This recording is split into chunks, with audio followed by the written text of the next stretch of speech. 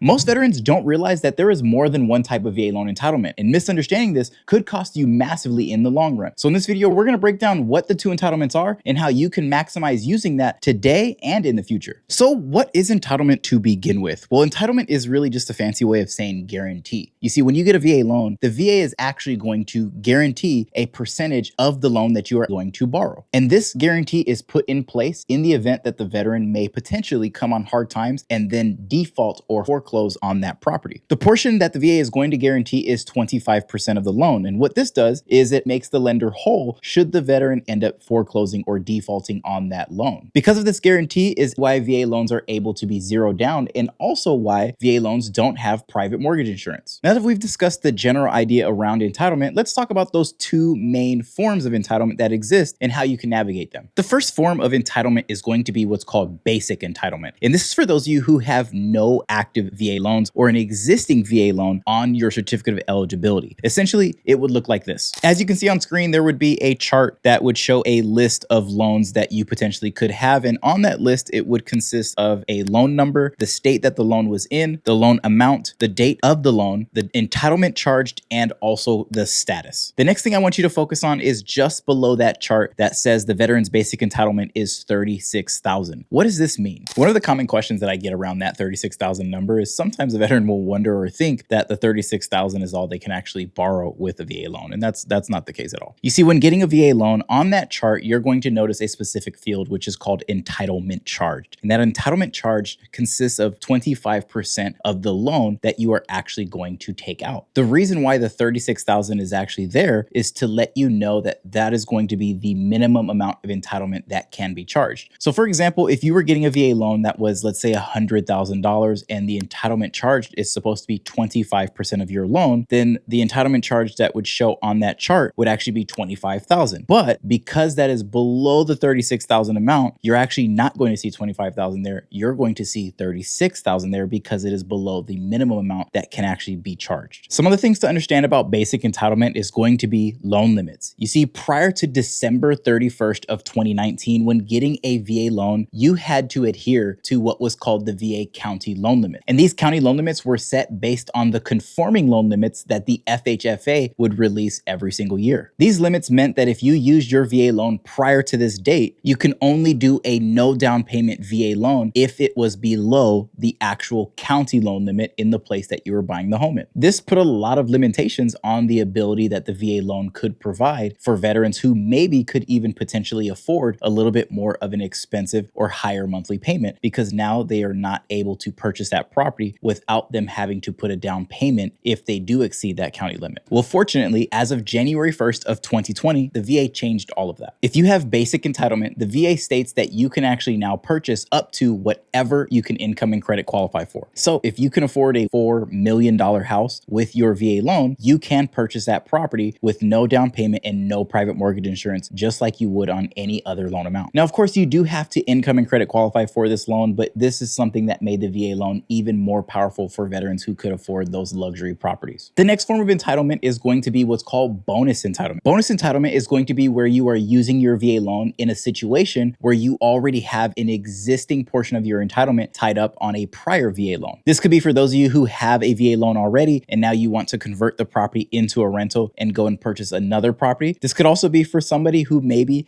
had an unfortunate VA foreclosure or even a VA short sale and they lost that portion of their entitlement and then now want to be able to use the bonus entitlement to purchase a second property with their VA loan as well. The same rules would apply in this situation here. You see, in the VA handbook, it states that the veteran must intend to occupy the property as their primary residence for 1 year. At the end of that 1 year, the veteran is free to convert that property into a rental without having to refinance the property or make any changes. You don't have to write any letter to the lender or anything like that. You are free to move on and purchase another property with your VA loan because you have satisfied the technical part of the occupancy requirement with getting that loan. A very key thing to understand about bonus entitlement that differentiates it from basic entitlement is going to be the amount that you can actually borrow. You see, now basic entitlement is now essentially limitless as long as you can income or credit qualify. But when it comes to bonus entitlement, you are going to run into some limits here. Do you remember those county loan limits that we talked about earlier? Those are going to be used in situations where you have bonus entitlement at play. Whenever a veteran is using bonus entitlement, the VA does require a county loan limit to be used. Now that we have our COE open and we can see this veteran situation that is broken down here, I have redacted certain information because it's personal that I wanted to be able to protect this person's privacy. So now when we're trying to figure out how much this veteran has remaining for entitlement, we need to go and look at the county loan limits in the place where they are looking to purchase. This map shows the entire United States, and as you'll notice, majority of it is in gray. And the reason for that is because over 95% of the US uses what's called the minimum county loan limit. And the minimum is going to be $766,550. This is the minimum county loan limit for 2024. Whereas if you go back to a prior year like 2023, the minimum county loan limit was $726,000. You go back one more year behind that, it was actually $647,000. And then one more year prior to that, it was $548,000. Now, why am I telling you what all these different county loan limits were? They don't really matter anymore at this point. But the reason I share this with you guys is because these county loan limits change based on what's going on in the real estate market. So potentially the 2025 county loan limit could be even higher when you go to actually purchase a property in that period when using your bonus entitlement. So for the sake of this period in 2024, some of these areas that you'll notice are going to be what's called high cost areas. And these areas could be higher than the minimum county loan limit. So in yellow, you're going to see some that could be as high as 943 here in Williamson County, Tennessee, some over here in Elbert County, Colorado, 816,500. But then you're also going to see some in light orange that could be over $1 million. And then you're going to see some in dark orange that are going to be up to the max, which is over 1.1 million. These are obviously because in some of these areas, like this place here in Colorado, Hawaii, Alaska, Southern California, New York, these places have higher cost for home prices. So that's why these county loan limits are higher in that particular area. This is important to understand because the county loan limit that you need to follow is not the county loan limit in the place that you maybe had your first property in. It's going to be the county loan limit in the place that you're trying to buy the next property. The first property's county no longer matters. It's going to be where you are now currently purchasing your next property. So what we're going to use is we're just going to use the minimum just because that's going to be the majority of people here. I live in Bexar County, Texas here,